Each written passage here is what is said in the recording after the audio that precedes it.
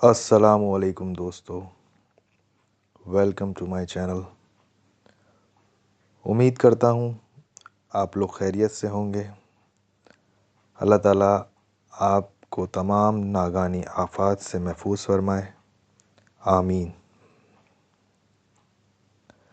आप लोगों से गुजारिश है कि अगर आप अकेले में या रात के वक्त में नादीदा मखलूक के वाक़यात या ज़िक्र सुनते तो उस वक्त आयतल कुर्सी का विर्द ज़रूर कर लिया करें।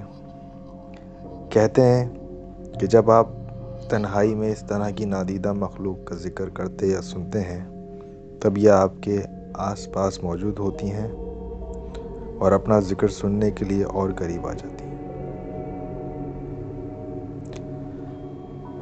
आज जो सच्चा वाक़या आपको सुनाने जा रहा हूँ वो नबील भाई हमारे जो है वो मामू के दोस्त हैं, उनके साथ पेश आया है। नबील भाई एक रिटायर्ड सरकारी मुलाजिम हैं। 2016 में वो अपनी मुलाजमत से रिटायर हो चुके हैं। ये वाक़या नबील भाई के साथ 2008 में पेश आया। नबील भाई पानी के एक इदारे में काम करते थे जब इनकी पोस्टिंग शहर से दूर एक पानी के प्लांट पर हुई जहां वो नाइट ड्यूटी किया करते थे।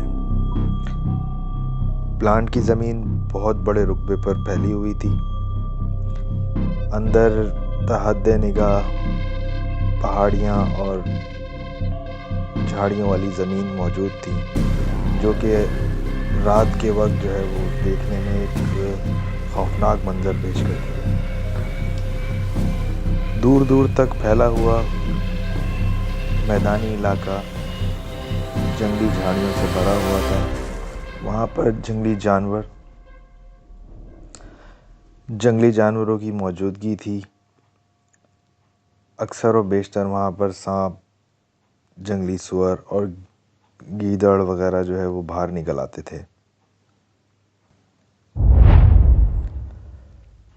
नबील का ऑफिस ऊंचाई पर था, यानी कि एक पहाड़ी पर मौजूद था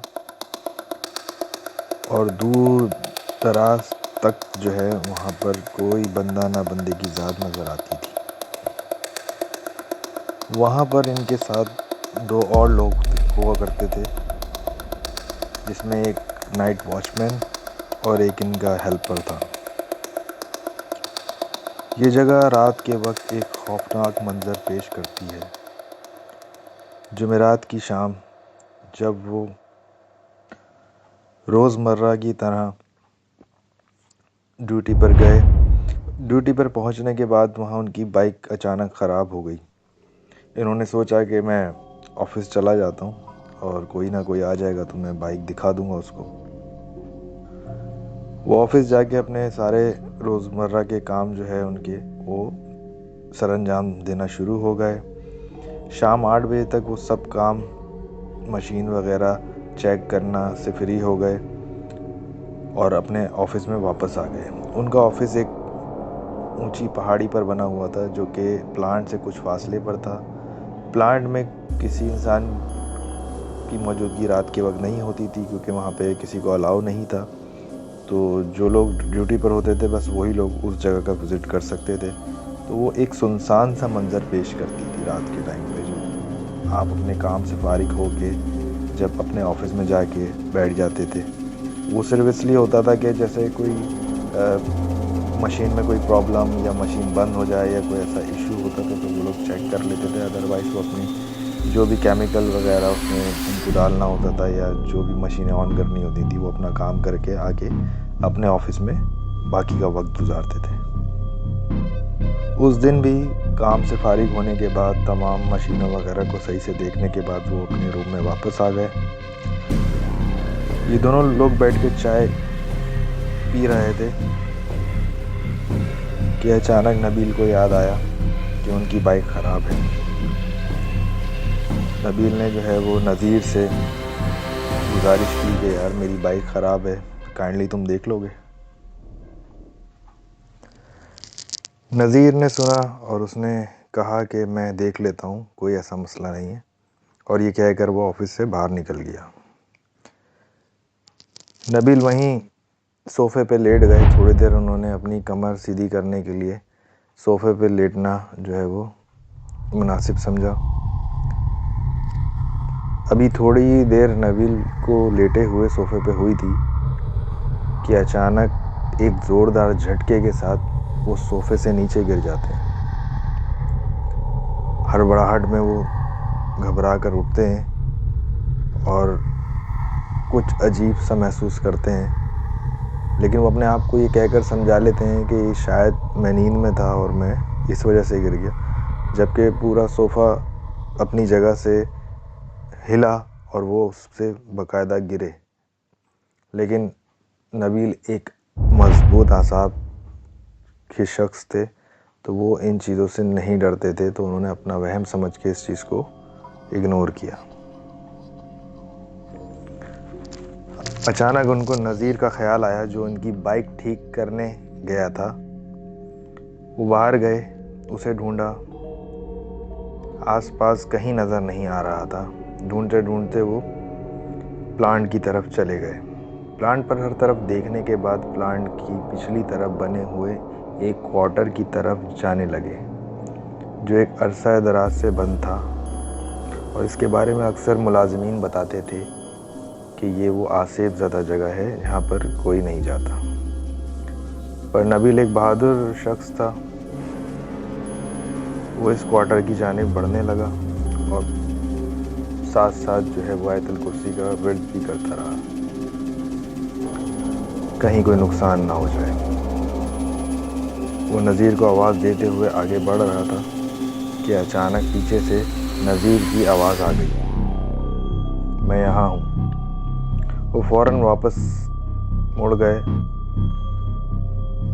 और आवाज़ की जानिब चल पड़े।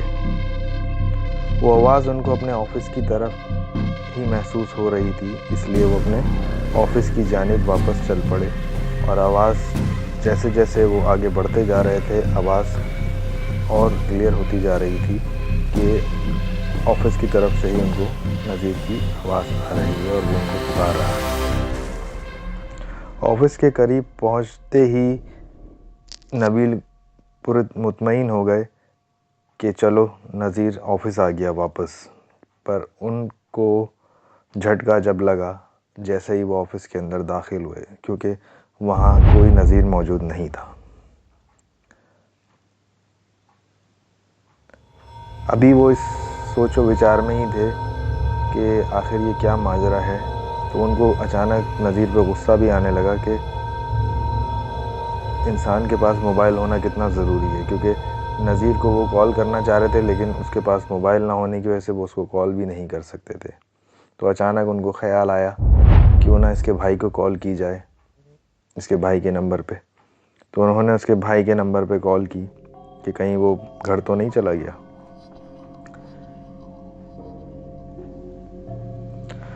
उन्होंने नज़ीर के भाई को कॉल मिलाई और कॉल मिलाने के बाद उन्होंने जब नज़ीर के बारे में दरियाफ़्त किया तो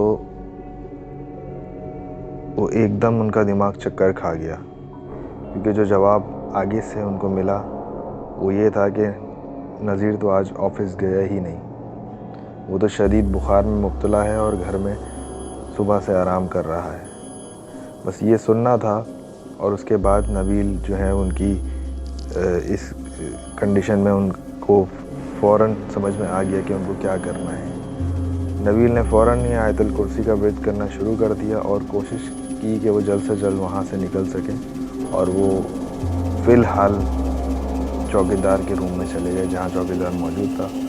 चौकीदार दरवाजे पे मौजूद हुआ करता है, उसका कमरा भी वहीं था, तो वो चौकीदार के रूम में चले गए और चौकीदार को सारा माजरा बताया।